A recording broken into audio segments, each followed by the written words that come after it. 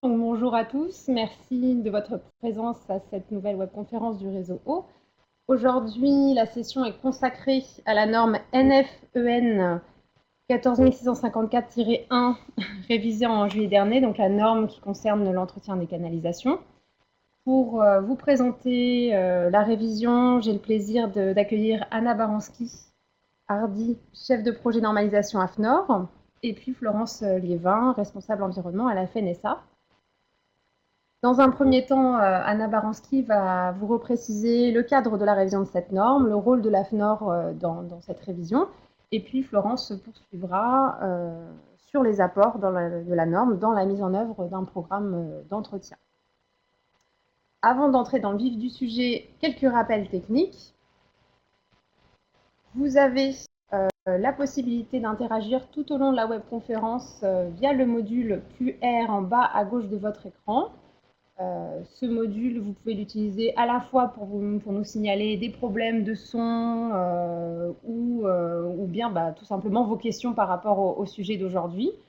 On prendra 45 minutes, enfin 40-45 minutes pour les questions. Donc, je reprécise, c'est une session qui durera 1h30 au total. Et moins de temps si nécessaire. Je laisse tout de suite la parole à mes intervenantes pour cette webconférence. Bonjour à tous, merci beaucoup de nous avoir rejoints pour cette session en effet consacrée à la norme révisée NFEN 14654 partie 1. Alors comme le précisait Ava, elle a un titre un petit peu barbare, gestion et contrôle des opérations d'exploitation dans les réseaux d'évacuation et d'assainissement à l'extérieur des bâtiments, partie 1, nettoyage. Alors ça sous-tend énormément de choses, on va vous parler de la gestion, on va vous parler du contrôle, on va vous définir ce que sont ces réseaux d'évacuation et d'assainissement. On va vous définir aussi l'extérieur du bâtiment et vous verrez, je pense que vous aurez quelques surprises car c'est une notion qui n'est pas forcément celle à laquelle on s'attend. Et puis bien évidemment, on ne vous laissera pas comme ça dans le doute, on vous parlera quand même aussi de la partie 2 puisque là, nous allons vous développer uniquement la partie 1. Alors, un exposé qui va être fait en 2 temps avec donc 2 intervenantes. Anna Baranski va vous rappeler le cadre du document, le champ d'application, et puis je rentrerai plus dans le contenu et les apports de la norme. Alors, pourquoi est-ce que je vais plus m'occuper du contenu? C'est principalement parce que cette norme, elle s'adresse à des entreprises qui sont rassemblées au sein de la FNSA. Donc, je suis responsable environnement au sein de la FNSA et à ce jour, cette structure rassemble 6 syndicats de métiers différents, dont le SNEA. Le SNEA étant le syndicat des entreprises de vidange curage, SNEA étant l'acronyme de Syndicat national des entreprises des services d'hygiène et d'assainissement. Alors, ça fait beaucoup de mots, beaucoup de vocabulaire. Je vous propose qu'on commence dès à présent à simplifier les choses. Donc, on va dire que on va parler principalement de vidangeurs et que cette norme, comme vous l'aurez vu vraisemblablement sur la diapositive précédente, on va l'appeler entre nous la norme curage. Entendons-nous que c'est un vocabulaire qui vise à simplifier notre présentation d'aujourd'hui et que pour autant, ce n'est pas forcément celui qu'il conviendrait de reprendre, notamment dans le cadre d'un marché ou dans le cadre de relations contractuelles. Donc, bonjour à tous, donc, je suis Anna Baranski-Hardy, je suis chef de projet en normalisation à l'AFNOR. Et donc nous sommes ici donc, pour vous présenter la NFEN 14654 partie 1. Donc c'est une norme, donc je vais vous définir tout d'abord ce qu'est une norme. Donc 3 caractéristiques essentielles sur la norme, c'est d'abord un document de référence, donc c'est un document parmi d'autres, il peut y avoir aussi des référentiels privés. Donc là c'est une norme européenne. Ensuite, important, c'est des caractéristiques et des règles de l'art qui sont volontaires, c'est-à-dire que chacun est libre ou non de les appliquer et de s'y conformer. Alors, quelques exceptions à cette règle. Il arrive que les normes soient reprises dans la réglementation, auquel cas elles deviennent d'application obligatoire, mais c'est une exception puisque ça représente environ 1% de tout le corpus normatif français. Donc c'est quand même très exceptionnel. Et puis deuxième exception, si jamais cette norme, les normes sont citées dans les appels d'offres, elle peut devenir d'application obligatoire par contrat, donc contractuelle, si vous souhaitez répondre à cet appel d'offres. Et enfin, donc, dernier point très important pour définir la norme, c'est la notion de consensus. Donc, en fait, ces documents normatifs sont le résultat de nombreuses discussions avec l'ensemble des parties prenantes. Et l'objectif, c'est de mettre tout le monde d'accord, ou en tout cas d'avoir ce consensus-là sur le contenu. Donc, le consensus, la définition rapidement, c'est pas d'opposition majeure d'une des parties prenantes. Alors, pourquoi la normalisation? Donc, juste une petite illustration pour vous montrer le bénéfice de la normalisation. Donc, il s'agit vraiment d'établir des règles communes pour pouvoir travailler plus facilement ensemble. Donc là, il s'agit d'une norme européenne. Donc, ça permet à l'ensemble des membres de la communauté européenne d'avoir des règles communes. Autres exemples de normes de normalisation de votre vie courante, les formats papier, par exemple, format A4, ou aussi les micro-ports USB de vos téléphones portables qui permettent du coup de recharger vos téléphones avec n'importe quel chargeur. Alors, le contexte de la révision, donc c'est, je redis, une norme européenne. Donc, elle a été élaborée au sein du Comité européen pour la normalisation, qui est le CEN. Ce comité regroupe en fait toutes les organisations nationales de normalisation, comme l'AFNOR en France ou le DIN en Allemagne, par exemple. Ensuite, donc, elle est organisée par comité technique sur chacun des sujets. Donc, pour nous, l'assainissement, c'est le numéro 165, donc, qui regroupe l'ensemble des représentants nationaux.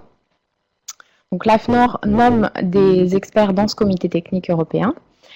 Ce comité technique gère son programme de travail. Donc, il a inscrit au programme de travail la révision de cette norme et ensuite il a confié l'élaboration de cette norme au WG22, c'est Working Group 22, qui s'occupe plus particulièrement des réseaux à l'extérieur des bâtiments.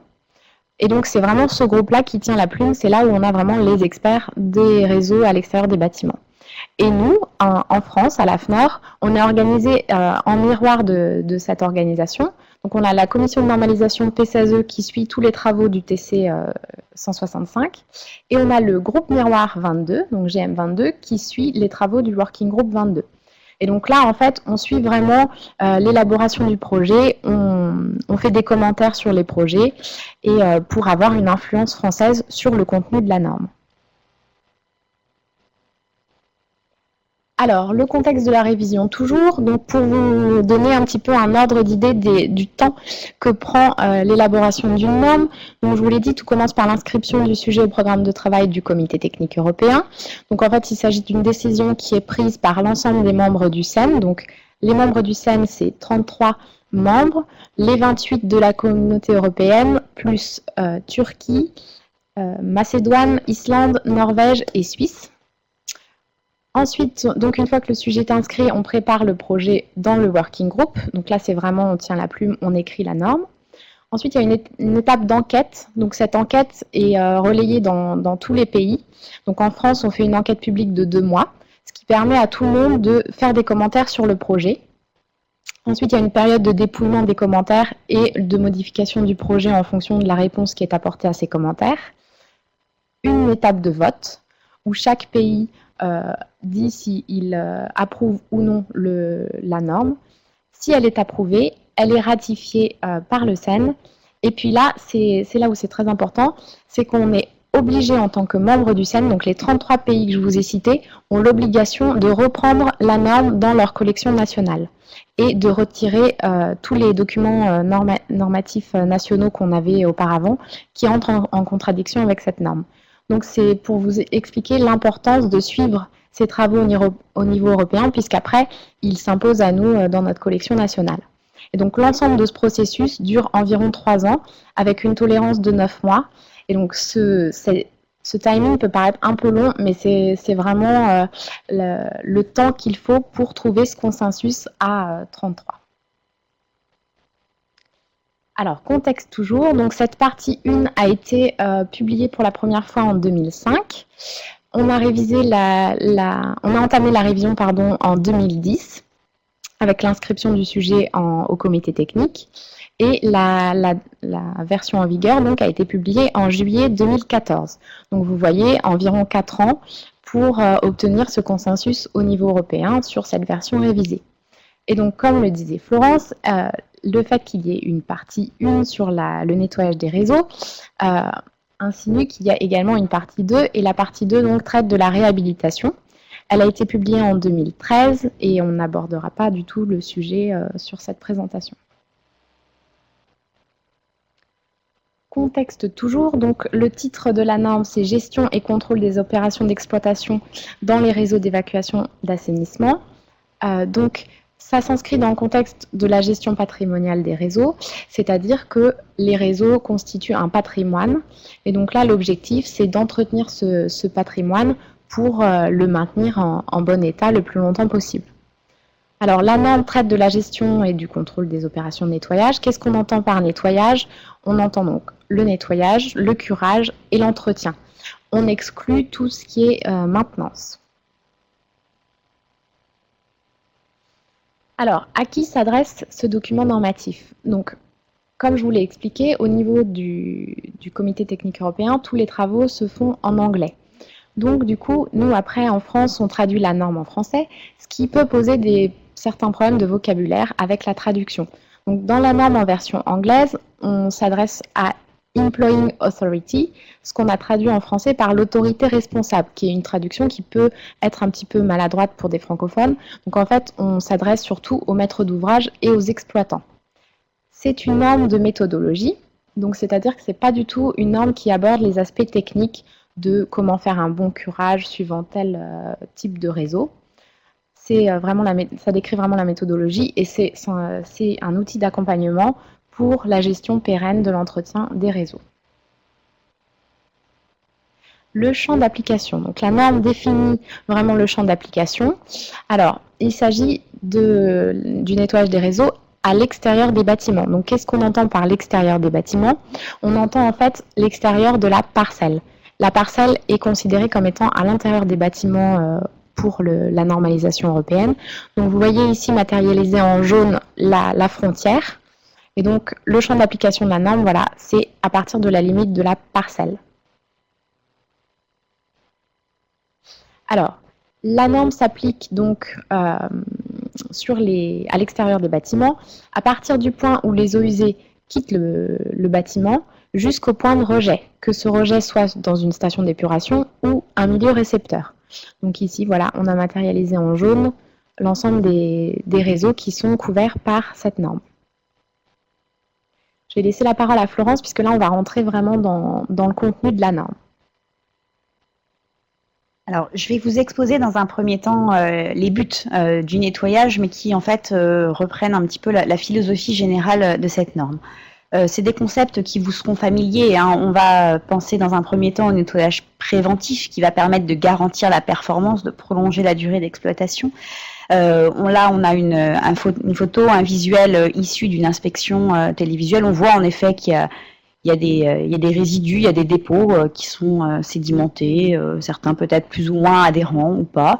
On voit qu'il n'y a pas véritablement de problématique liée à ça. L'écoulement, la partie hydraulique peut se faire. Pour autant, et pour ne pas arriver un jour à un blocage, il paraît intéressant, voire nécessaire, d'opérer ce nettoyage régulièrement. On est sur du préventif. À l'opposé, on a bien évidemment la partie curative qui, elle, va viser à éliminer une obstruction pour restaurer un écoulement. Alors là, on a une photo qui, pour le coup, même si elle est en noir et blanc, est relativement parlante. On voit que, y compris au niveau du tampon, même sur la voirie, on a une espèce d'amas graisseux qui est venu déborder sur la chaussée. Donc là, bien évidemment, on ne peut absolument plus avoir d'écoulement hydraulique. Il faut intervenir. On est sur du curatif. On est même a priori sur de l'urgence. Alors à partir de là, une fois qu'on a défini ces deux grandes notions, préventif et curatif, on peut avoir différentes approches. Alors on aura possiblement ce que nous propose la norme, un nettoyage périodique qui va se dérouler à intervalles fixes. Je décide, moi, autorité responsable, qu'il est de bon ton de nettoyer mes canalisations tous les 6 mois. On pourrait avoir un nettoyage périodique contrôlé. On se dit qu'on connaît vraisemblablement l'épaisseur de dépôt dans les canalisations et que on estime que sur un diamètre 400, quand on a atteint 10% de la hauteur utile, il est vraisemblable qu'un nettoyage soit intéressant. On peut aussi se dire qu'on ne fixe pas de prescription en termes de hauteur de dépôt et qu'on va d'abord procéder à une inspection et que suivant les résultats de cette inspection, vidéo, ça peut être aussi une inspection visuelle, hein, on a des collecteurs visitables, on n'en a pas parlé, mais cette norme, elle s'applique à tout type de collecteur. Suivant les résultats de cette inspection, on prévoira ou pas un nettoyage donc, que l'on pourra planifier. On peut aussi penser à des nettoyages spécifiques qui auront lieu avant des travaux, inspection vidéo, des opérations de réhabilitation. Donc tout ça, on est plutôt sur du préventif et puis notre fameux nettoyage curatif des sections sans pour autant, espérons-le, aller jusqu'à la photographie que j'ai pu vous montrer juste avant. Alors, on a une notion dans cette norme, Anna vous l'a dit, hein, la norme c'est une norme européenne, elle s'applique dans 33 pays, donc si on a des amis de Macédoine qui nous regardent aujourd'hui, qu'ils soient rassurés, cette norme s'applique également chez eux. Mais le consensus, il est compliqué et pour le coup, au niveau de la France, la FNSA a été relativement, on va dire, proactive hein, dans le suivi et les propositions faites sur ces travaux. On a une notion qui ne nous va pas du tout, et je me permets de faire un petit point barré là-dessus, c'est celle du degré de nettoyage. Alors la norme a introduit ce concept et on va le retrouver un petit peu plus tard dans les diapositives qui vont suivre, et qui sous-tendrait qu'a priori, on peut faire un nettoyage à moitié, ou tout du moins partiellement. Textuellement, la norme dit « La nature du but poursuivi peut déterminer le degré de nettoyage nécessaire ». Alors, il faut bien être conscient qu'à ce jour, moi je représente, hein, vous l'aurez compris, des entreprises qui interviennent pour faire ces prestations d'entretien, de nettoyage, de curage des canalisations. Si demain je demande à l'un de mes adhérents d'aller curer un réseau à 50%, je vois d'ici les yeux exorbités qu'il va me sortir. Et puis on peut se poser la question de la pertinence technique, voire économique. Si on demande à nettoyer un réseau à 50%, c'est quoi? C'est pour avoir 50% du prix? Enfin, il y a un moment, soit on décide de faire un nettoyage du réseau et on le fait correctement, sans aller jusqu'au boutisme, c'est ce que je mets juste en dessous, mais pour autant c'est un réseau dans lequel on ne doit plus avoir de traces manifestes de dépôt. Quand on parle de jusqu'au boutiste, c'est sûr qu'on ne va pas vous le nettoyer à la brosse à dents non plus. Donc on peut accepter qu'il reste une petite épaisseur de dépôt ou que sur des dépôts qui sont extrêmement difficiles, je ne sais pas moi, du béton, du ciment qui aurait coulé, on décide de ne pas passer des têtes spécifiques pour aller enlever ces dépôts adhérents. C'est sûr qu'avec uniquement de la pression et même en mettant un couple pression-débit élevé, si on a du béton ou du ciment qui a coulé dans une canalisation, on ne va pas forcément réussir à le casser. Hein. Donc, ok, on peut entendre qu'il reste des dépôts, pour autant, nous, on voit un vrai danger dans ce degré de nettoyage et sur le fait que l'autorité compétente, le maître d'ouvrage public ou privé, c'est vrai que ça s'applique aussi à l'ensemble des champs, on ne parle pas que des réseaux publics de collecte, on parle de réseaux d'assainissement dans leur ensemble. On pourrait avoir des demandes un petit peu farfelues et qui entraînent derrière des exigences techniques qu'à ce jour, les entreprises ne peuvent pas respecter. Au-delà de ça, je pense qu'elles ne doivent pas de toute façon les respecter. Donc cette notion existe, mais je vous invite à tout simplement oublier ce degré de nettoyage, puisque à notre sens, tout du moins, on pourra en rediscuter après au moment des questions si vous le souhaitez, ce n'est pas une notion qui est favorable, qui est bénéfique. Alors, sur la méthodologie, on l'a dit, hein, c'est une norme méthodologique qui est un petit peu complexe dans son approche, et pour vous l'illustrer sans pour autant vous faire peur, avant de vous mettre à l'écran la synthèse, je vais vous lire un petit passage. Alors je vais baisser la tête quelques instants, je vous prie de m'en excuser, mais c'est pour vous montrer un petit peu la philosophie de la norme. Donc qu'est-ce que ça nous dit sur la méthodologie? Ça nous dit: le processus de gestion intégrée du réseau d'assainissement est appliqué successivement pour élaborer un programme de nettoyage reprenant sur le plan de gestion intégrée du réseau d'assainissement. Le programme décrit une série de projets distincts pour mettre en œuvre le plan. Après cela, le processus de gestion intégrée du réseau d'assainissement est ensuite utilisé pour établir une spécification détaillée de chacun de ces projets dans le programme. Et bien, une fois que vous avez lu ça, je pense que vous pouvez avoir peur.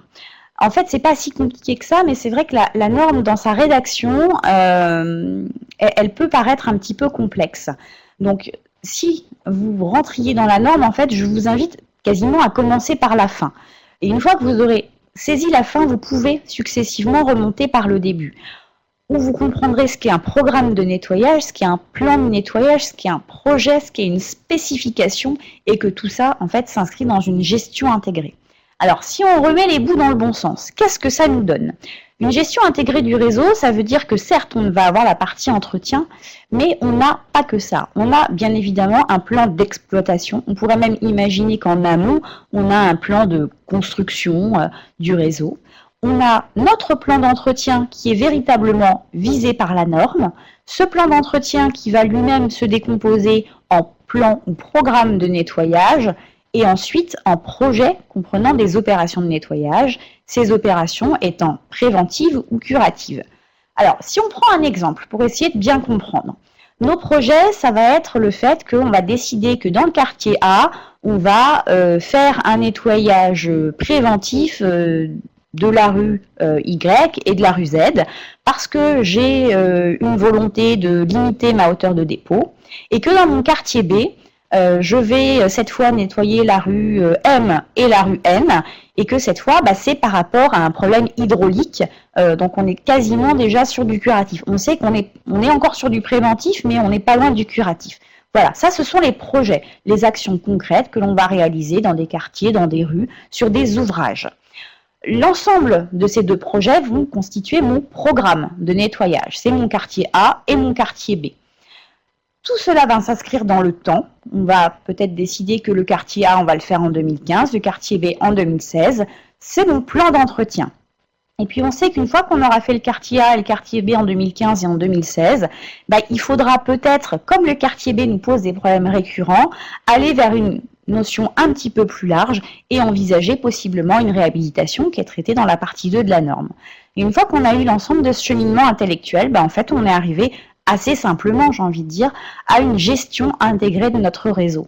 C'est quelque part une vision d'ensemble, une vision globale qui est proposée par la norme, alors qui essaye de mettre des mots qui ne sont pas forcément toujours faciles à appréhender. Je pense que la traduction entre le français et l'anglais n'aide pas non plus pour autant à avoir une bonne compréhension. Une fois que vous l'aurez lu une quinzaine de fois, je pense que vous en sortirez. Je plaisante, bien sûr. Alors, cette démarche, elle est constituée en fait en différentes phases. La première étant l'investigation, ensuite l'évaluation, l'élaboration du plan d'action et enfin la mise en œuvre. Je vais plus particulièrement insister sur l'élaboration et la mise en œuvre, puisque les deux premières parties sont en fait couvertes par d'autres normes que l'on ne détaillera pas aujourd'hui. Alors les investigations, c'est principalement ce que l'on retrouve dans la norme 13508 partie 1 et la 13508 partie 2 où on code les inspections visuelles, télévisuelles. Alors c'est quoi les investigations? C'est la bonne connaissance du réseau. C'est sûr qu'on peut difficilement imaginer entretenir un patrimoine que l'on ne connaît pas. Ou alors on va taper plus ou moins au hasard et clairement on est à peu près assuré que les actions qu'on va mettre en œuvre vont pas forcément avoir une pertinence, en tout cas pas une pertinence technique et possiblement encore moins économique. Donc au niveau de ces investigations, qu'est-ce qu'il est intéressant de posséder? Les caractéristiques, bien sûr, l'état structurel du réseau, si possible l'analyse des performances et puis plus largement en fait toutes les informations disponibles qui peuvent inclure des performances sur des réseaux similaires. Là, on est bien sur les informations qui doivent être en possession de l'autorité responsable. Pour l'instant, je ne parle pas de la partie entrepreneur, de la partie liée à l'intervention. La norme est méthodologique, je vous le rappelle, elle s'adresse dans un premier temps à l'autorité responsable pour lui permettre d'avoir une gestion pérenne, cohérente dans le temps de son patrimoine. Donc une fois qu'on aura fait ces investigations, ça va permettre de définir l'emplacement des sections des canalisations où on va effectuer un nettoyage et puis idéalement d'optimiser les fréquences de nettoyage pour optimiser le programme. On connaît tous les situations qui sont actuellement sur les territoires. Les financements ne sont pas florissants. Il serait quand même malvenu de dépenser de l'argent là où ce n'est pas nécessaire. Alors, quand on a fait ces investigations, on arrive bien évidemment à avoir un pool de connaissances et de données sur le réseau qui sont décrites comme des données d'inventaire au niveau de la norme. J'en ai remis quelques-unes, je ne suis pas non plus allée dans l'exhaustivité puisque la norme fait vraiment une checklist qui est à mon sens extrêmement intéressante sur un antivirus. excusez-nous, sur toutes les données qui peuvent avoir un intérêt dans le cadre de l'entretien ou dans un cadre plus large qui peut être celui de la réhabilitation ou tout simplement de l'exploitation. Alors le type d'effluent va avoir des conséquences derrière, bien évidemment sur les méthodes employées. Les caractéristiques de la canalisation, notamment son diamètre, éventuellement sa pente, sa profondeur, la présence de déversoirs ou d'autres ouvrages particuliers, l'emplacement de la canalisation. L'état de la canalisation est aussi extrêmement important. Il est vrai que si nous avons des canalisations qui sont dans des états, on va dire, de faiblesse, il n'est peut-être pas bienvenu d'appliquer des couples débit-pression trop importants. Les informations liées au nettoyage antérieur, qui elles vont être notamment très intéressantes pour le maître d'ouvrage, l'autorité responsable. Il est vrai que si on est amené à intervenir tous les 6 mois sur une canalisation, il y a un moment, dans le cadre d'une gestion patrimoniale, d'une gestion raisonnée, il faut légitimement se poser la question de la réhabilitation de cette section. Et puis plus largement, des données sur les débits, soit par le biais de mesures ou, à défaut, des modèles hydrauliques, et puis sur les performances de ce réseau et des canalisations. On arrive ensuite sur la deuxième partie. Une fois qu'on a une bonne connaissance, cela nous permet de faire une évaluation. Alors, la norme propose un modèle, une classification en 3 parties, que j'ai essayé de symboliser par des petits smileys qui, quelque part, vous donnent une vision assez simplifiée, mais réaliste, on va dire. Vous avez les canalisations de type 1, qui, elles, sont dites autocurées et où un nettoyage préventif est exceptionnel. Les canalisations de type 2, qui, elles, ne sont pas complètement autocurées et où un nettoyage préventif pourrait être bénéfique. Et puis les canalisations de type 3 qui, elles, présentent des problèmes localisés et nécessitent un nettoyage fréquent. Alors ça, c'est le texte de la norme. Alors je me permets de nouveau un petit peu de porter, on va dire, la position française, ou tout du moins celle de la fédération. Moi, une canalisation autocurée ou un nettoyage préventif exceptionnel, ça ne me va pas. Donc moi, je dis que le type 1, c'est une canalisation autocurée où un nettoyage préventif est souhaité. Si je prends, on va dire, un comparatif qui parlera à tout le monde, c'est pas parce qu'aujourd'hui j'ai pas de caries et que j'ai a priori une bouche qui est plutôt en bon état que je vais pas me nettoyer les dents tous les jours. Là c'est un peu pareil, c'est pas parce que vous avez une canalisation qui va bien qu'a priori vous allez faire un nettoyage exceptionnel. Non, le nettoyage il est toujours souhaitable. Après on entend pour différentes questions, qu'elles soient économiques, d'ailleurs le plus souvent elles seront économiques, ce soit pas forcément évident. Et en tout cas, ce n'est pas sur ces canalisations-là qu'on va intervenir préférentiellement. Mais pour autant, un nettoyage est toujours souhaitable. Et pour le type 2, du coup, on propose une modification qui n'est pas un pourrait être bénéfique, mais qui est nécessaire.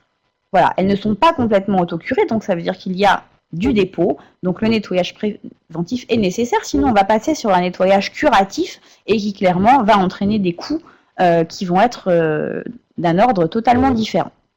Le type 3, je le laisse, on a des problèmes, il faut un nettoyage fréquent. Je me permets de répéter, si le nettoyage par contre est trop fréquent, il est véritablement intéressant de se poser la question de la réhabilitation de la section. Donc en fait, c'est une proposition de hiérarchisation des interventions.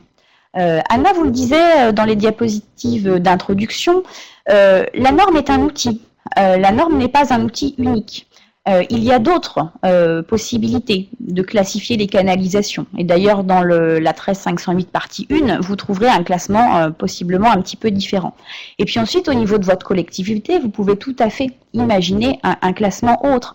L'important, c'est bien de retenir le principe. Il y a des canalisations qui ont besoin d'une attention un petit peu plus particulière que d'autres et sur lesquelles il va être nécessaire d'apporter des moyens d'action particuliers.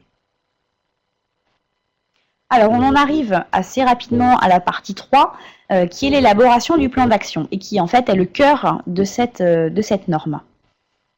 Alors, à quoi ça sert, ce plan d'action? C'est à définir un programme de nettoyage, dans lequel on va identifier des fréquences optimales pour des opérations de nettoyage préventif, et puis on va tenter, autant que faire se peut, de maintenir ou de réduire le nombre des opérations de nettoyage curatif à un niveau acceptable. Je le disais, le curatif doivent rester des interventions d'urgence. Elles ont un coût qui, vraisemblablement, est toujours supérieur à des interventions préventives.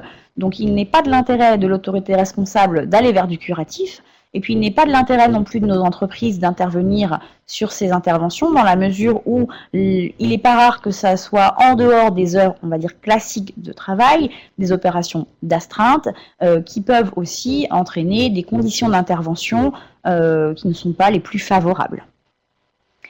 Alors, quand on a ces deux grands objectifs en tête, je vais optimiser mes fréquences et je vais réduire le nombre d'opérations curatives à un nombre acceptable, un niveau acceptable. On est déjà dans la définition de nos objectifs. Ensuite, il faut les exprimer. Alors, la norme propose plusieurs voies au niveau des prescriptions. Alors, on peut se dire que notre plan d'action, il va viser à éliminer des dépôts sédimentés.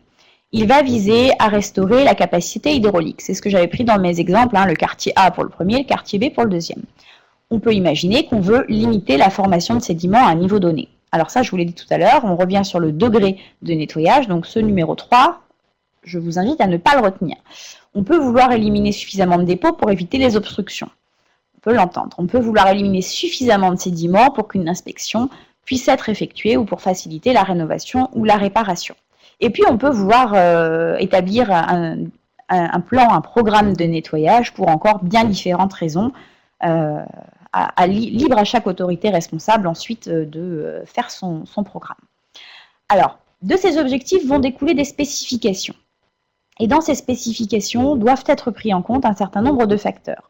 De nouveau, je ne suis pas allée vers l'exhaustivité, la norme le fait, je ne vais pas le faire pour ne pas vous assommer de l'ensemble de ces prescriptions.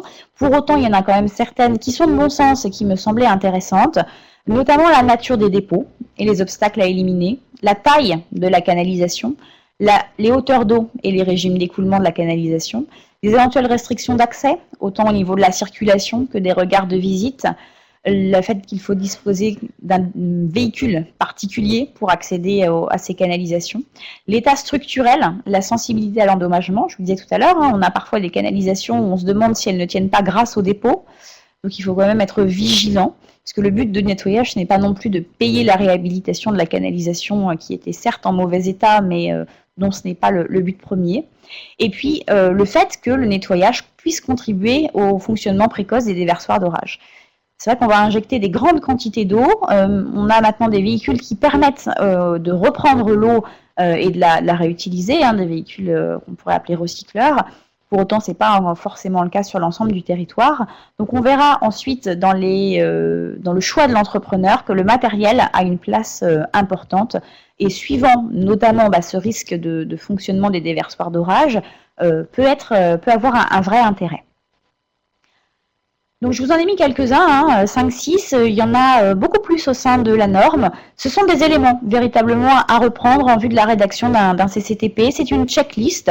Vous n'êtes pas obligé, bien évidemment, de reprendre l'ensemble de ces points, mais pour autant, la norme vous permet de vous assurer que vous avez passé en revue les points qui sont essentiels. Ça va vous donner donc des informations qui vont être suffisamment détaillées normalement pour obtenir une offre adaptée. Je vous ai parlé de la méthode, bien évidemment, le coût est aussi un point essentiel, j'en suis consciente, puisque étant par ailleurs élue au sein d'une collectivité.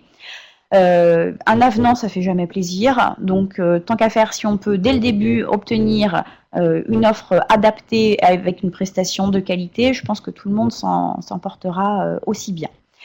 Et puis ça permet d'éviter les mauvaises surprises, bien évidemment le coût, mais aussi en termes de délai, s'il faut arrêter un chantier pour différentes raisons, et qu'on est sur une route à grand passage et qu'on avait mobilisé des agents de voirie et autres, ce n'est pas efficient.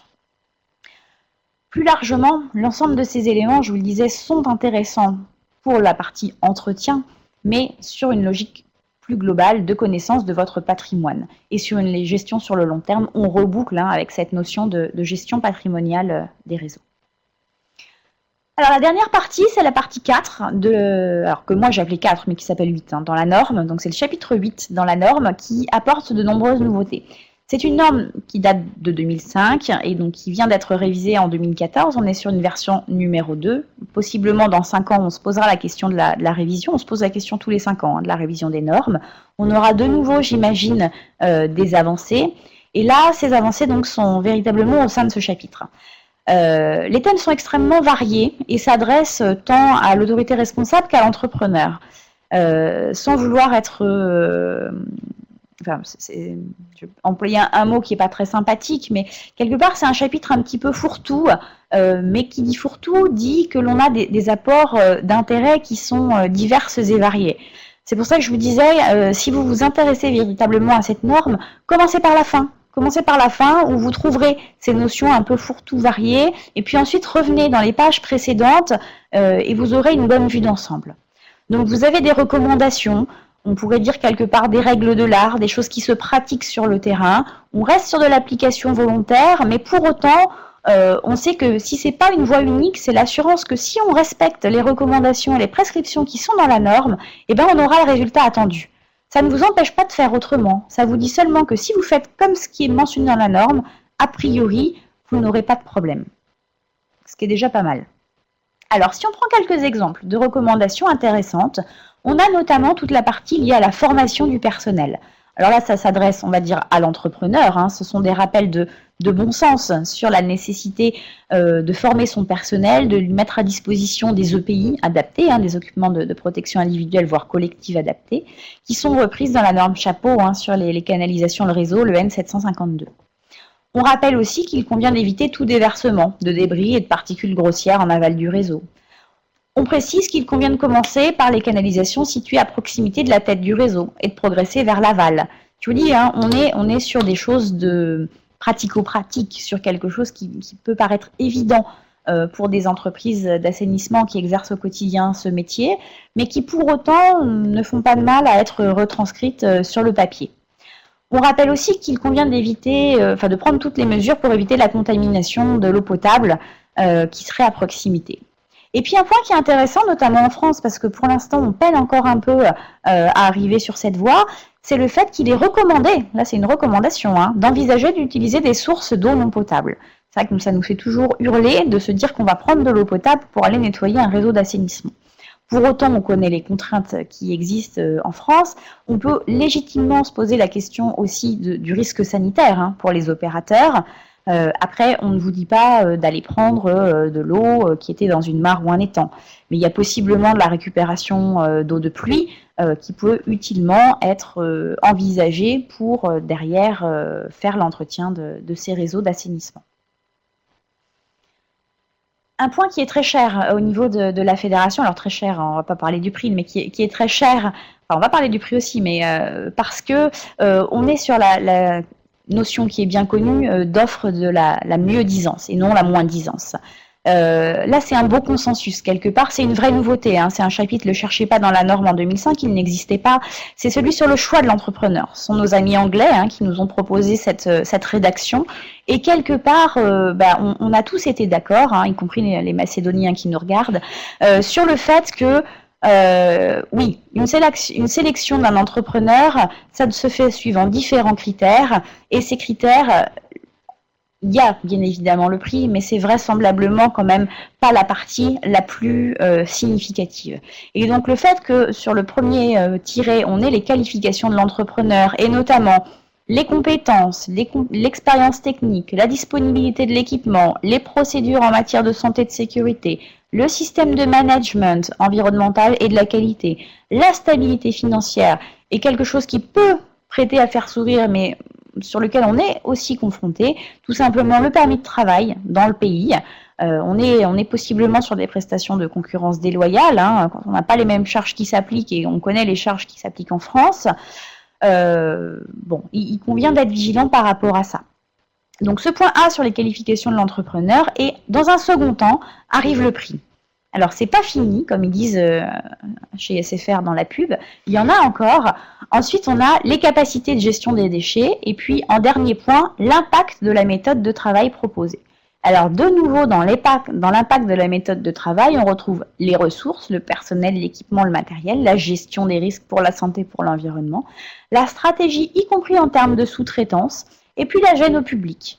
Donc on voit que alors là je vous ai mis, on va dire de façon condensée en 2 diapositives les critères qui peuvent amener au choix raisonné de l'entrepreneur. Ça fait quasiment une page hein, dans la norme. Donc vous avez de nouveau une checklist qui vous permet de vous assurer que vous avez bien pris en compte l'ensemble des points qui vont avoir une influence sur le choix de l'entrepreneur. Alors j'ai voulu illustrer ça un petit peu sur la diapositive d'après avec une balance. En effet, c'est pas parce que la norme vous propose cette méthodologie et vous propose ces points que derrière, vous allez forcément les mettre dans le même ordre et que vous allez y appliquer un coefficient ou une pondération identique à celle d'une autre autorité responsable. Mais au moins, si vous mettez le prix en 1, que vous ne vous occupez pas de la traçabilité des déchets, que la question du matériel est quelque chose qui, pareil, ne vous semble pas important, et bien vous saurez que vous aurez une offre, certes, avec un prix extrêmement raisonnable, mais pour une qualité qui, en face, sera celle que vous avez payée. Donc, moi, j'aime beaucoup ce chapitre, ce point de la norme, parce qu'il vous permet de savoir ce pourquoi vous allez payer. Et quelque part, éventuellement aussi, peut-être de faire des demandes complémentaires aux entrepreneurs qui auraient remis des offres et de leur demander, oui, c'est ça, des informations complémentaires sur tel ou tel point qui n'aurait pas été spécifié.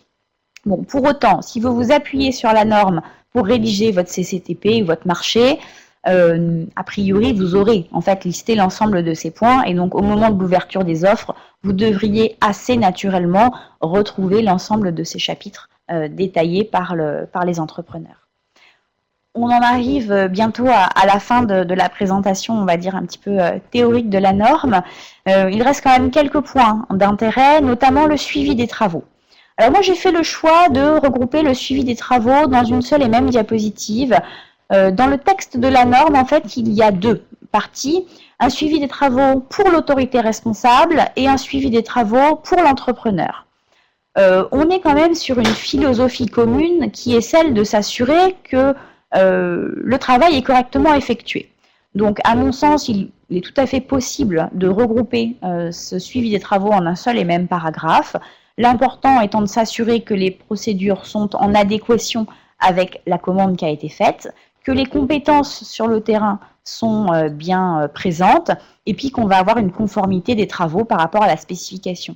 Alors oui, un petit point, quand la norme parle de travaux, ce sont les travaux de nettoyage. C'est vrai qu'on pourrait penser travaux, on prend sa pelle, sa pioche, son marteau. Non, les travaux sont entendus comme les opérations de nettoyage. On pourrait vérifier l'adéquation des ressources, l'avancée, le type, le volume des matières éliminées. De nouveau, la norme est relativement exhaustive sur ce qu'il est possible de suivre. Je pense que vous pourrez largement y faire votre marché. Donc quand on a défini un petit peu l'ensemble de ces points, il paraît assez logique de nouveau d'essayer de les quantifier. Donc c'est la notion d'indicateur de performance qu'on retrouve dans beaucoup de normes méthodologiques ayant trait à la qualité. Donc on va voir, ça va nous permettre de voir si le projet a été mené conformément aux spécifications et puis si on a atteint les objectifs qu'on s'était donnés au début. Alors, quelques exemples qui sont, je pense, les plus simples à mettre en œuvre. De nouveau, la norme vous en propose tout un panel. Donc la mesure de l'épaisseur des dépôts sur une partie des sections nettoyées, les volumes ou le poids des dépôts éliminés par kilomètre de canalisation, le nombre de plaintes concernant les odeurs, les obstructions, les inondations après un nettoyage, le nombre annuel d'opérations urgentes effectuées, ou encore le pourcentage annuel de la longueur de canalisation nettoyée préventivement sur celle nettoyée curativement.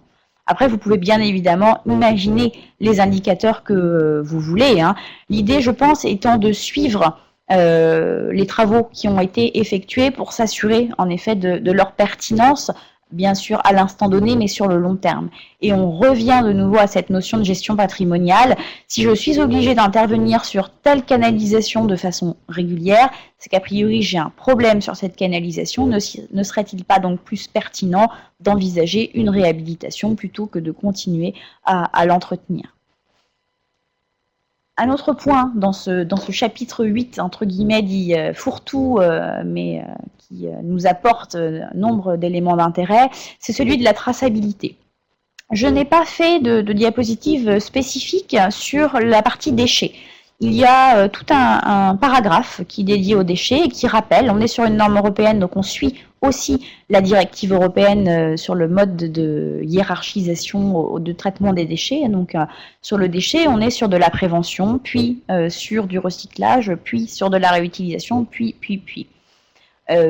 L'ensemble de ce mode de gestion des déchets, de toute façon, doit être repris dans le cadre d'un document que l'on va appeler rapport de nettoyage et plus largement de la traçabilité. Alors, il existe dans la norme un exemple de formulaire de rapport de nettoyage, c'est l'annexe A, où on vous dit que suite aux travaux qui ont été effectués, l'entrepreneur doit mentionner le lieu, la date, l'heure des travaux, son identité, une évaluation de l'état de la canalisation, le type de dépôt, la documentation sur la gestion des déchets, donc y compris les bordereaux, s'il y a eu bordereaux. Et puis, plus généralement, l'état de la canalisation après nettoyage. Alors, ce sont des exemples, hein, c'est une annexe qui, de mémoire, en plus, est informative. Pour autant, ça donne un cadre général, comme le reste de la norme d'ailleurs, sur des choses de bon sens, de bonnes pratiques, mais qui, je le dis, malheureusement, ne sont pas toujours monnaie courante sur le territoire. Je vais donc repasser la parole à Anna pour qu'elle vous résume un petit peu les points d'intérêt de cette norme, et puis je vous dresserai rapidement une petite conclusion avant de répondre à vos éventuelles questions. Donc, ce qu'il faut retenir de cette norme, donc c'est une norme de méthodologie globale, donc sur la gestion du long terme de l'entretien des réseaux pour la gestion patrimoniale des réseaux, donc la pérennité de ce patrimoine. Donc la norme sensibilise à la nécessité de bien connaître le réseau et dresse les paramètres fondamentaux en vue de son entretien. Donc d'abord caractériser le réseau et ensuite bien l'entretenir. Rappeler que les canalisations ont leur spécificité et que chacune nécessite un entretien adapté. Alors, la norme suggère donc que l'entretien peut être adapté suivant le but à atteindre, donc en fonction de la fréquence et des outils. Elle donne des axes de priorisation des interventions, donc c'est ce qu'on a vu avec les smileys. Elle aborde la sélection du prestataire, donc avec notamment en premier lieu le savoir-faire et dans un second temps seulement le prix, pour obtenir l'offre la mieux disante. Et il y a d'autres critères bien entendu, mais ce sont les deux principaux. Et enfin, elle dresse des indicateurs du suivi du chantier et de la qualité de la prestation pour s'assurer qu'on a bien une prestation qui équivaut à l'objectif qu'on poursuivait au départ.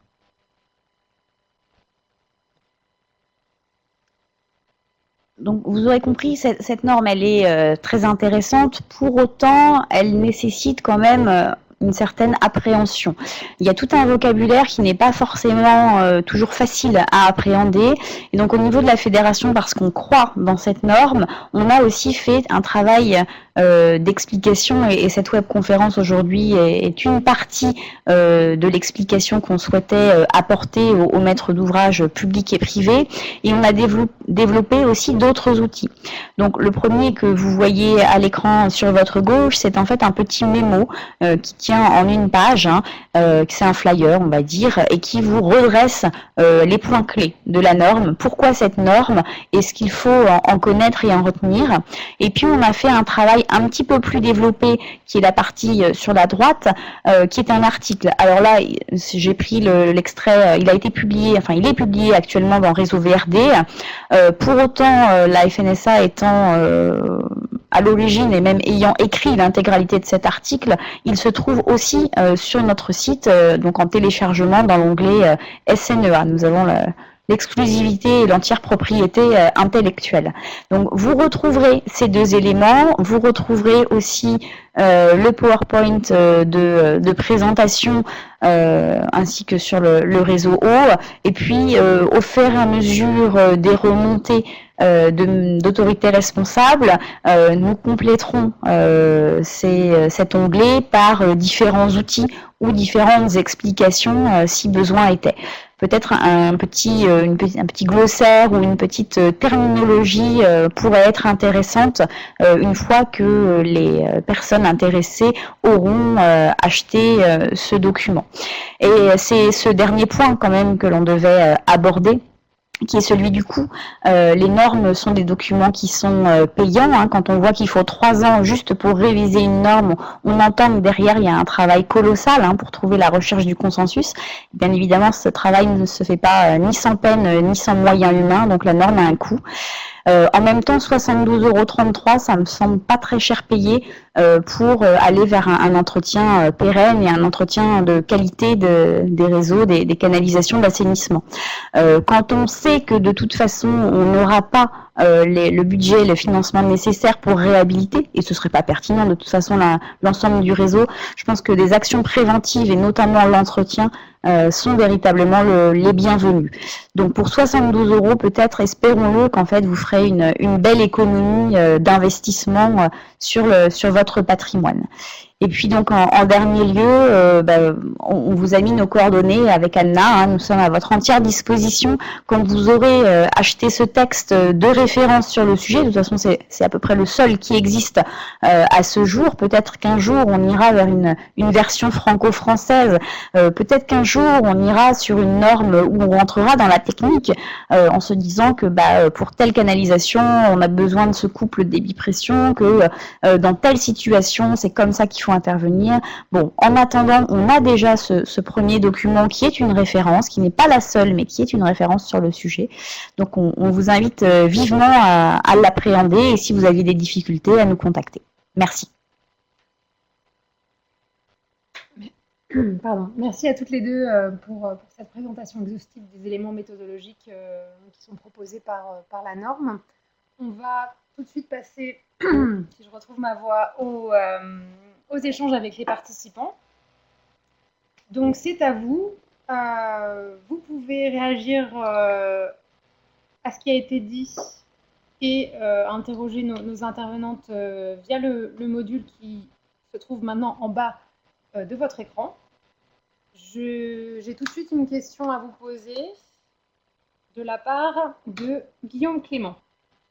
Donc, Guillaume Clément, donc de la société Résologie. Je pense que c'est un bureau d'études, un vidangeur. C'est une entreprise qui réalise entre autres des prestations de vidange, qui est adhérente de la fédération, en effet. D'accord. Donc sa question est très courte. Quid de Qualitas?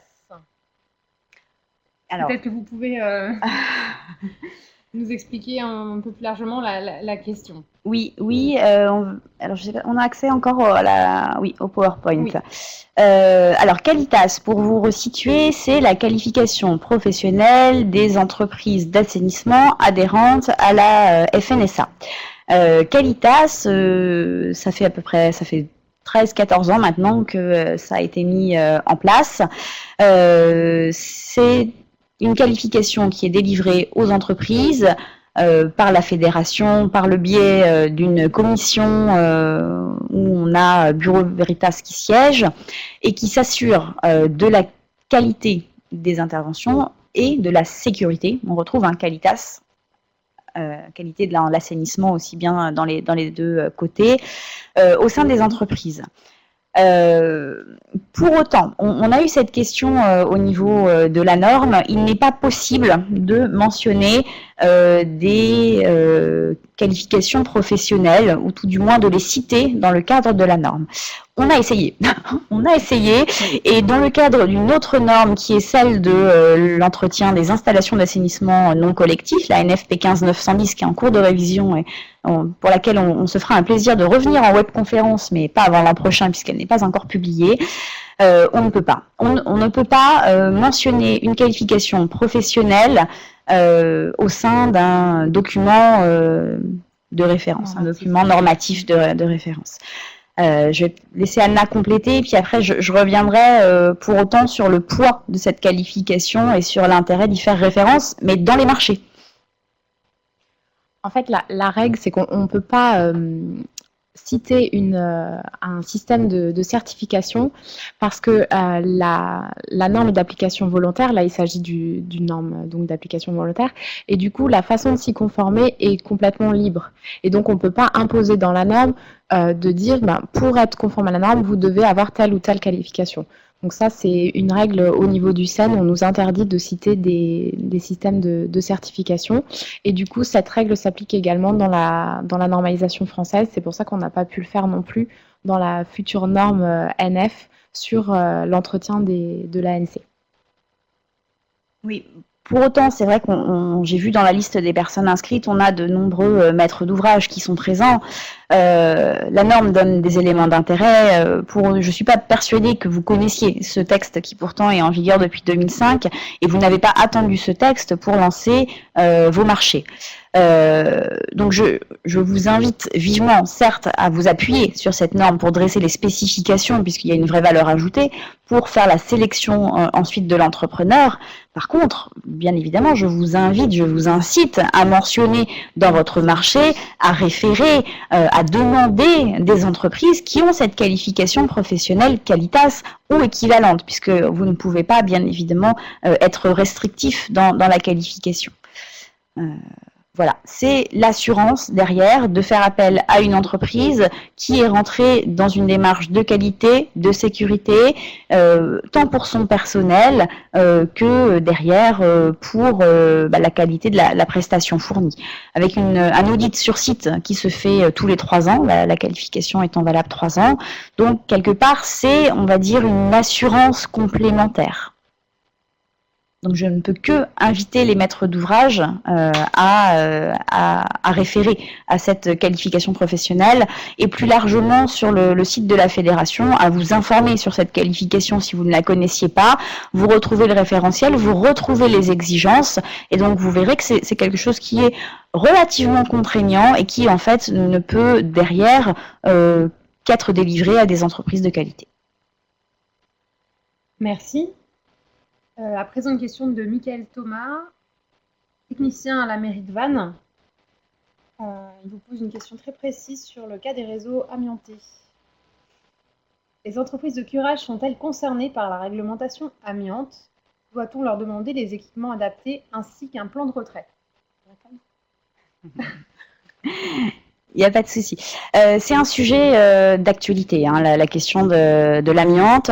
Ce que je peux vous dire, c'est que nous avons commencé à faire des mesures d'empoussièrement dans la profession pour savoir si le nombre de fibres qui étaient dégagées lors du curage, lors de l'hydrocurage, de canalisation en amiante ciment nous permettait d'intervenir dans le cadre de la sous-section 4. Donc c'est vraiment celle-là qui est visée.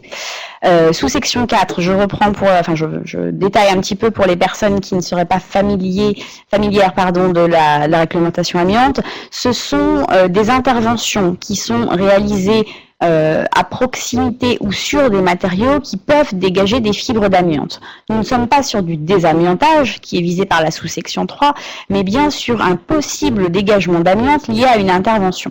Donc on pourrait imaginer en effet que lorsque l'on fait de l'hydrocurage sur une canalisation en amiante ciment, il y ait un dégagement de fibres d'amiante. La réponse est oui. Il y a un dégagement de fibres d'amiante, mais les mesures qui ont été faites au sein des entreprises à ce jour montrent que le nombre de fibres est inférieur au seuil qui est actuellement, et même au seuil qui sera applicable au 1er juillet 2015, je crois, de mémoire, dans la réglementation. Pourquoi? Parce qu'on utilise de l'eau. Et en fait, le fait que l'on utilise de l'eau permet à ces fibres de ne pas être mises en suspension dans l'air. Alors la question, a priori, c'est où elles vont? Elles restent dans l'eau, hein, j'imagine.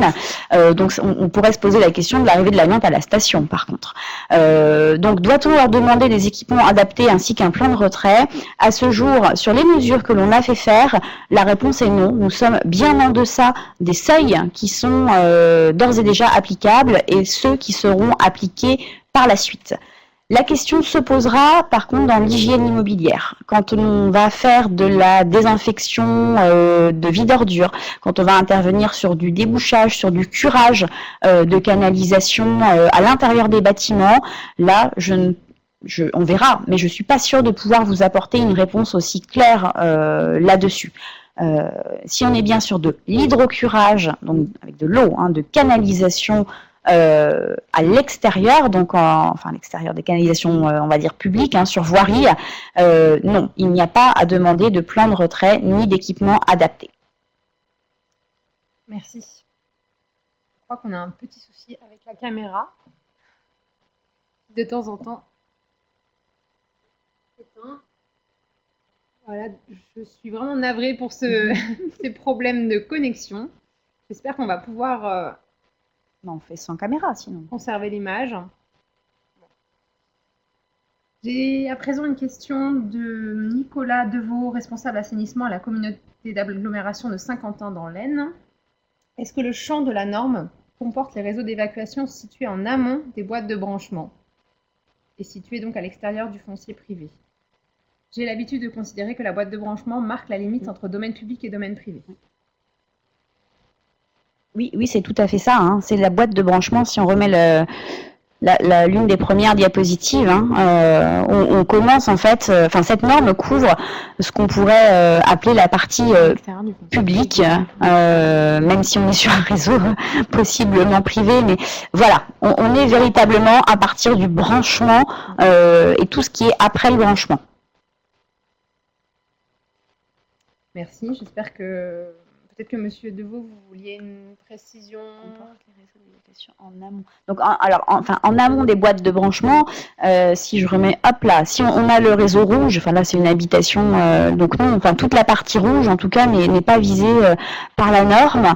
À l'extérieur du foncier privé. Ah, alors ce serait dans le cas où on aurait un branchement qui serait vraiment sur la partie plus que la partie publique.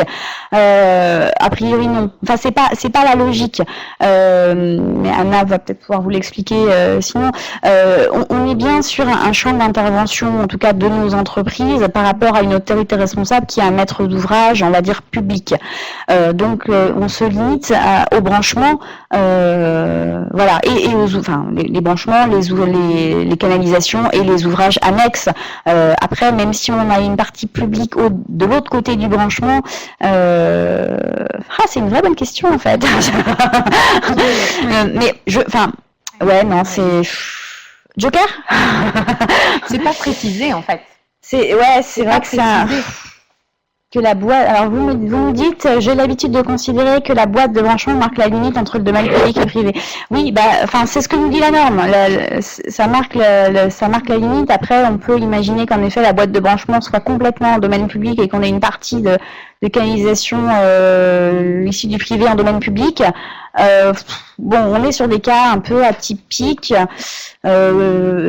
Moi, je resterai sur la boîte de branchement. Peut-être à tort. Je vais poser la question au niveau de nos entreprises qui ont cette habitude et qui pourront vous apporter une réponse, on va dire, pratico-pratique et pragmatique de terrain sur comment ça se passe.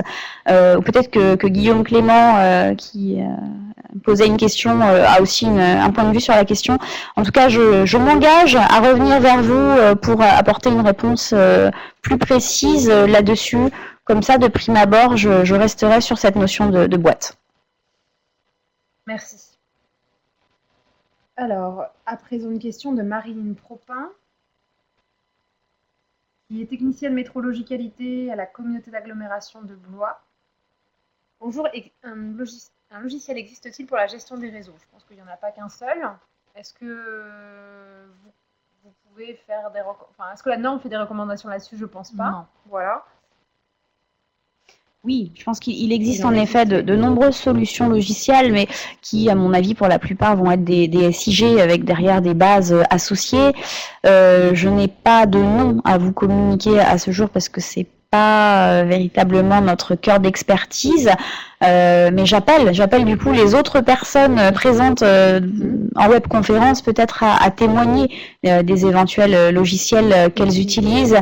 C'est vrai qu'en fait sur la norme on est exactement sur la même problématique que Qualitas, la qualification professionnelle. Une norme ne peut pas faire de recommandations vis-à-vis d'une marque ou vis-à-vis d'un produit. Mais là, ou peut-être via le réseau eau, tout simplement. Je pense que votre question, elle est d'intérêt. Il n'en existe pas qu'un, ça c'est sûr, logiciel de gestion des réseaux. Après, ce logiciel intègre-t-il les spécifications proposées par la NF 14654 partie 1? Je ne pense pas. Il serait intéressant de poser la question aux éditeurs de logiciels, voire de se rapprocher de ces éditeurs pour voir dans quelle mesure il est possible de mettre en correspondance les outils existants avec les bonnes pratiques qui sont dressées dans la norme. Merci. Alors, n'hésitez surtout pas à nous dire si le son n'est pas assez fort. Il semblerait que vous ne nous entendiez pas forcément très bien, donc n'hésitez pas à le signaler. Oui, en fait, on ne m'entend pas, c'est moi qu'on n'entend pas. Bon, c'est moins grave, quelque part. Je préfère que ce soit mon micro que celui des intervenantes. Voilà. On est en train de faire un... Ça va nous prendre que quelques secondes et puis on enchaîne avec les questions qui sont nombreuses. Marie-Pierre Fievé, qui est responsable pôle travaux, stratégie à la direction de l'eau et de l'assainissement de la communauté d'agglomération d'Est Ensemble, donc en région parisienne. La norme concerne-t-elle les ouvrages annexes comme les ouvrages d'engouffrement, avaloirs, grilles, etc. Tout à fait. Je vais vous retrouver le paragraphe, mais en effet, c'est vrai que c'est un tort de ma part de ne pas avoir assez insisté sur ce point-là. On a tendance, trop souvent, à considérer que quand on fait l'entretien d'un réseau, on fait l'entretien des canalisations. La norme rappelle bien que justement, il convient d'avoir une vision beaucoup plus globale et qu'un réseau d'assainissement, ce n'est pas que des canalisations, ce sont également des ouvrages annexes, que ce soit les postes, que ce soit les avaloirs ou d'autres ouvrages un petit peu plus particuliers, même des chambres à sable ou autres. Donc l'ensemble de ces ouvrages et accessoires sont visés par la norme. Je vais vous retrouver en feuilletant, où Anna va le faire, le paragraphe concerné avant la fin de la conférence. Merci. Sans transition, je reviens sur la question de la limite et de la boîte de branchement, puisqu'il y a une réponse de Guillaume Clément. Donc voilà, l'appel a bien été entendu. La boîte de branchement constitue, à mon sens, la séparation entre domaine public et privé. Le problème se pose lors d'un curage sans boîte de branchement, ou lorsque la boîte de branchement se trouve en domaine privé. On a donc a priori la même interprétation. Oui. C'est plutôt une bonne chose. Ça ne veut pas dire qu'on soit dans la vérité, mais en tout cas, on applique les choses de la même façon, ce qui est plutôt rassurant, en effet.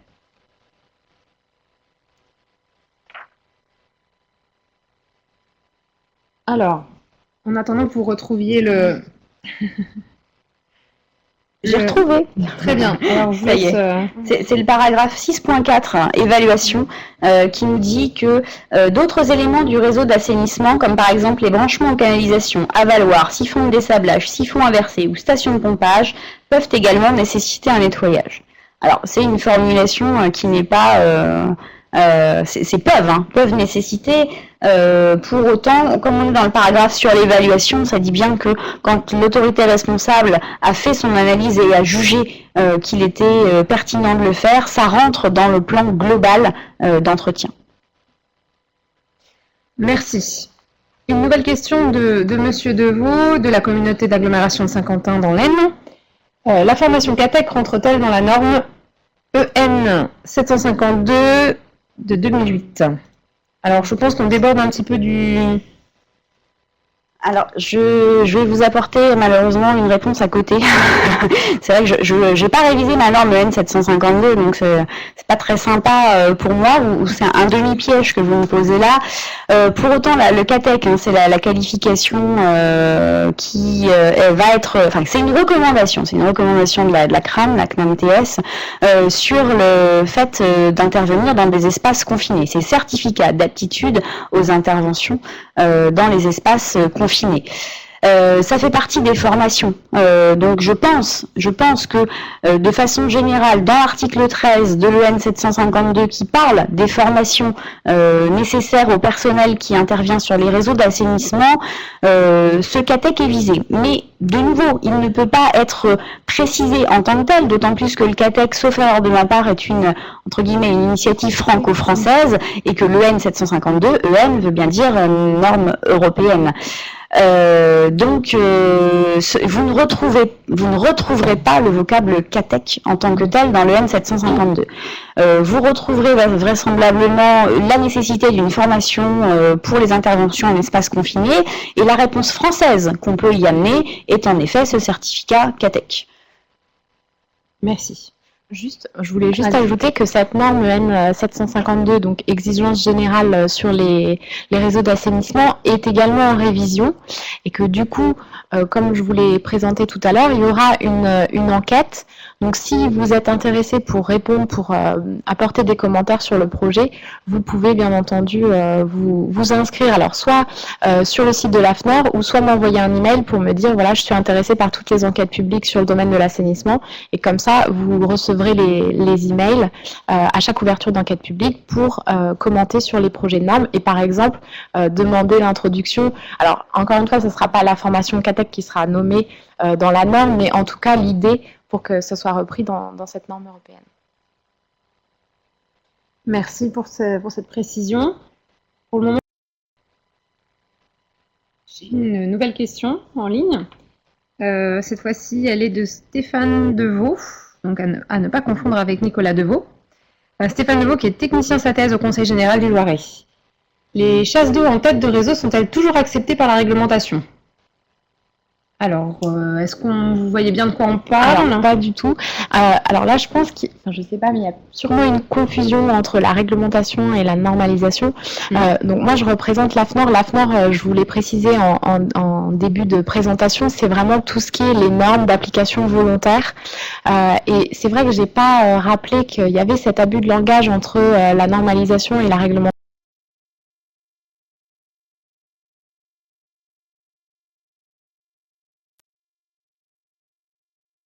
Les normes, il s'agit plus de réglementation, c'est-à-dire vraiment d'arrêtés, de lois, d'obligations réglementaires. Là, ici, on vous présente un document qui est d'application volontaire. Donc, ça n'a rien à voir avec la réglementation, vous n'êtes pas du tout obligé de l'appliquer. Et là, cette question porte sur la réglementation des chasses d'eau. Alors, je le regrette, mais je ne sais pas du tout si elle...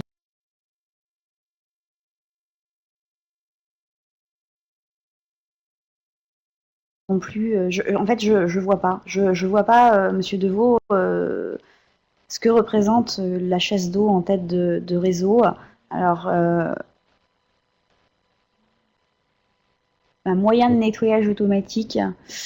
Écoutez, dans le texte de référence lié à la réglementation, l'arrêté du 22 juin 2007, rien n'est précisé sur le sujet. Dans la version révisée non plus. Écoutez, c'est de nouveau une très bonne question. Je ne savais pas quoi faire demain. Je vais me pencher sur la question et comme ça, j'aurai moi aussi progressé par le biais de cette conférence. Donc, on vous amènera une réponse sur ce point. Oui, peut-être que Monsieur Deveau peut préciser ce qu'il entend par chasse d'eau en tête de réseau, hein, en nous donnant une référence.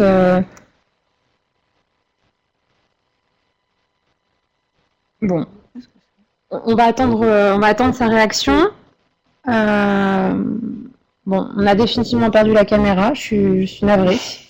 Voilà, la réaction de Stéphane Deveau. Chasse d'eau en tête de réseau égale stockage d'un volume d'eau en provenance d'un réseau, du réseau d'alimentation en eau potable et bâché par siphon.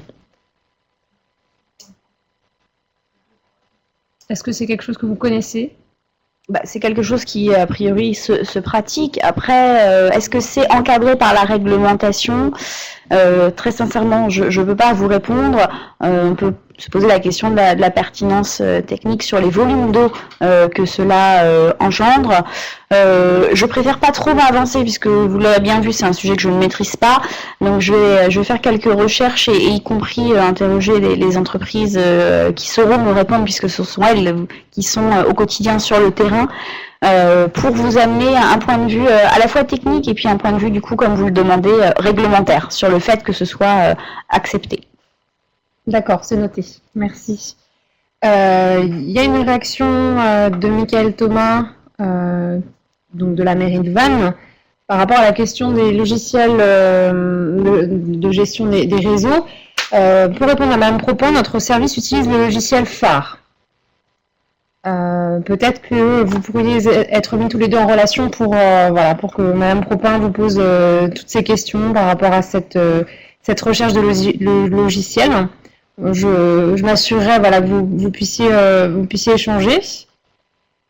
Et puis je n'ai pas d'autres questions par rapport au sujet du jour. Donc s'il n'y a pas d'autres questions, on va peut-être conclure. C'est votre dernière opportunité. Je fais un dernier appel. Voilà, la dernière question, allez-y, c'est maintenant. Et après, on reste disponible de toute façon par email ou par téléphone si des questions émergeaient. Peut-être faire un petit coup de pub aussi par rapport au Carrefour de l'eau, puisque Anna Baranski réinterviendra, on va dire, pour présenter lors du Carrefour de l'eau cette norme, en intégrant bien évidemment l'ensemble des commentaires que vous aurez pu nous faire, possiblement aussi d'autres retours d'autorités responsables. Donc si vous avez des collègues, des amis, de la famille disponibles le 29 janvier pour venir à Rennes écouter cette conférence, ce sera avec grand plaisir. Merci d'avoir rappelé effectivement cette programmation. Pas d'autres questions en ligne, donc effectivement on a terminé cette webconférence. Merci à tous d'avoir été présents. Merci aux intervenantes d'aujourd'hui d'être intervenues largement sur ce sujet-là. Je ne l'ai pas dit, mais vous disposerez dès ce soir du diaporama qui a été présenté sur le site du réseau eau. Comme l'a indiqué Florence, il est d'ores et déjà disponible sur le site de la FNSA. Moi, j'essaierai aussi de faire le lien vers le document, vers l'article qui a été cité, pour que vous ayez tous les éléments sur une seule et même page.